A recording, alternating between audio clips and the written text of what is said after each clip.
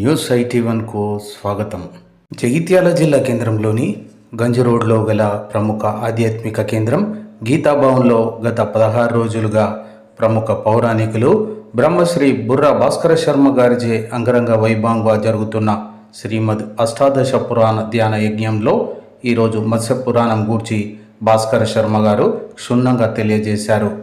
ఈ పురాణం రోజుకు 8 గంటల పాటు జరుగుతుంటే భక్తులతో గీతాభవన్ కిక్కిరిసిపోతుందని సామాజిక కార్యకర్త తౌట రామచంద్రం తెలిపారు.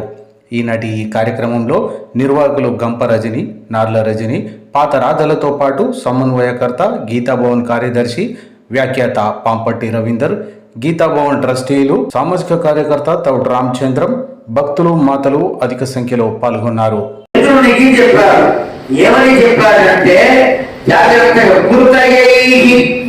జ్యోతిస్వరూపం తస్యైః నాణ్యతోయేకం పరితృప్తయా సర్వైః లోకానాం యథా సూర్యః. చాలా గొప్ప మాట. ఒకరు ఒక దీపాన్ని వెలిగిస్తే ఆ దీపం వారి ఒక్కరికే ఉపయోగపడుతుందా చెప్పండి? ఆ చుట్టుపక్కల మొత్తం ఉపయోగపడుతుంది. అట్లా ఉపయోగపడడానికి వీలు లేదు అని ఒకరు ఏం చేశాడు, తెలియగలిగిన వాడు చిన్ని ఒక గ్లాసుతో తయారు చేసింది వచ్చి ఆ దీపం మీద పెట్టాడు. అర్థమైందా అండి? ఇప్పుడు కనబడుతుందా కనబడలేదా? చుట్టుపక్కల కనబడుతుంది, అవునా కదా? ఎట్లా కనబడిందండి? ఒకటి అడ్డు పెట్టారు కదా వాడు. అంటే దానికి ఏం చెప్పారు వ్యాస భగవానుడు? శాశ్వతమైనటువంటి వెలుగు ఎవరు అడ్డు పెట్టినా ఆగదు. తెలిసిందా అండి? శాశ్వతమైన వెలుగు ఉంటుందే భగవంతుని వెలుగుతాడు. ఎవరైనా ఓ చెయ్యట్టు పెట్టి ఆపుతారా? ఆపడు. అట్లాగే దీపం ఉన్నది. ఆ దీపాన్ని కూడా చెయ్యిట పెట్టామండి, అర్థం ఎంతసేపు పెడతా చెప్పండి? కొద్దిసేపు అయ్యేటప్పటికి చెయ్యి కాలుతుందా కావుగా? ఏం చేస్తావు? తీసేస్తాం. ఆ ఒక్క చిన్న దీపం ఆ గది మొత్తాన్ని వెలిగిస్తుంది కదా. వెలిగిస్తుందా వెలిగించట్లేదా? దయచేసి ఎవరు మాట్లాడుకోవద్దు. వెలుగు ఆ వెలుగును ఇస్తుందా లేదా? చిన్న దీపం అంతటికీ కనబడుతుందా లేదా? ఇప్పుడు బృహస్పతి దగ్గర కూడా ఉన్నదా లేదా? వెలుగు ఉన్నదా లేదా? తపస్సు చేసి కదా వచ్చింది. వెలుగు ఉన్నదా లేదా? నీ దగ్గరే ఉన్నప్పుడు ఇంకా రావడం ఏమిటి? అర్థమైందా కాలేదా? అర్థం కాలే. నేను ఉన్నానండి, నా మెడలో దండ ఉన్నది. అయ్యా నేను దండ వేస్తాను, మీ మెడలో దండ లేదు కదా అన్నారు. లేదా నేనే అడిగా, ఏమయ్యా పూజ కూర్చుని పురాణం ఏం చెబుతాడయ్యా, నన్ను ఏమీ లేకుండా ఓ దండ తెచ్చి వేయవయ్యా అన్నా. అర్థమయ్యా? వెంటనే ఆయన నేను వేయను అన్నాడు. జాగ్రత్తగా వినండి. ఎందుకు అన్నాడు అంటే మెడలో దండ ఉన్న విషయాన్ని నేను మరిచిపోయా. ఆ ఉన్న దండ ఆయన వేసింది. ఆ ఉన్న దండ ఎవరు వేసింది? ఆయన వేసింది. అందువల్ల ఏమన్నాడు? వెయ్యవలసిన ఆవశ్యకత లేదు అన్నాడు. ఇప్పుడు ఇది అర్థమైందా? అట్లాగే చంద్రుని వద్ద ఉన్న విద్య ఎవరు నేర్పింది? బృహస్పతి నేర్పింది.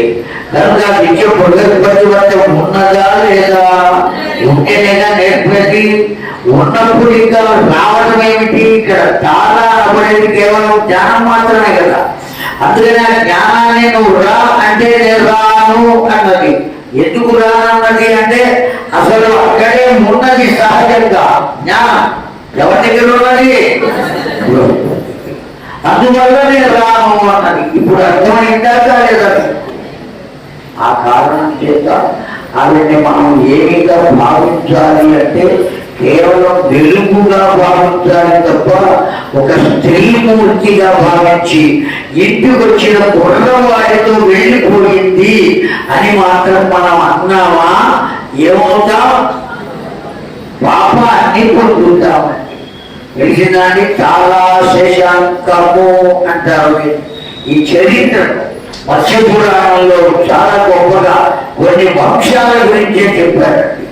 తెలిసిందా? ఇప్పుడు వంశం వస్తుంది ఇక్కడి నుంచే, జాగ్రత్తగా వినండి. ఆ వంశం కూడా మీరు మాట్లాడుకుంటే మధ్యలో అక్షరాలు పోతాయి, ఏం విన్నాం అనేది తెలియదు. జాగ్రత్తగా వినండి. ఇప్పుడు తార ఎవరి వశంలో ఉన్నది అంటే ఈయన వశంలో ఉన్నది.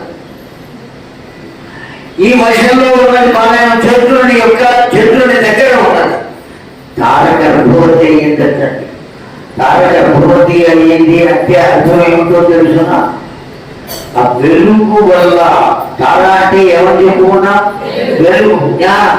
ఆ జ్ఞానము వల్ల విశేషమైన విషయ పరిజ్ఞానము కలగడమే సంతానం పొందడం. ఏ పరిజ్ఞానం కలగడం? విషయ పరిజ్ఞానం. మీరు ఇక్కడ కూర్చున్నారు, ఇంతమంది కూర్చున్నారండి. కాల గర్భమును ధరించుగా ఓ పిల్లవాడు పుట్టాడు. వాడి పేరు ఏమిటో తెలుసునా? బుధ అన్నారు. 9 గ్రహాల్లో వీడు కూడా ఒకడు. శాస్త్రవచనంగా చెప్పేటప్పుడు చెప్పే వరుస వేటికి అగ్రహములు. ఇప్పుడు ఈ బుధ గ్రహం ఉన్నది తెలిసిందండి. ఆ బుధ గ్రహం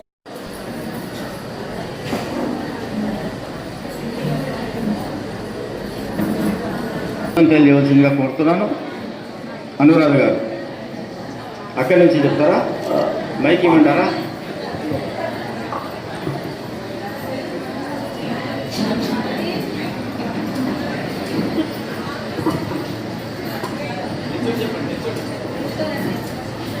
నిల్చొని చెప్పండి.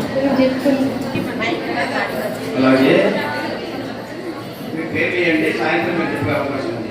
ఇప్పుడు ముగ్గురికి అవకాశం ఇచ్చాం. అలాగే శ్రీమతి అమరగంటి లక్ష్మి గారు.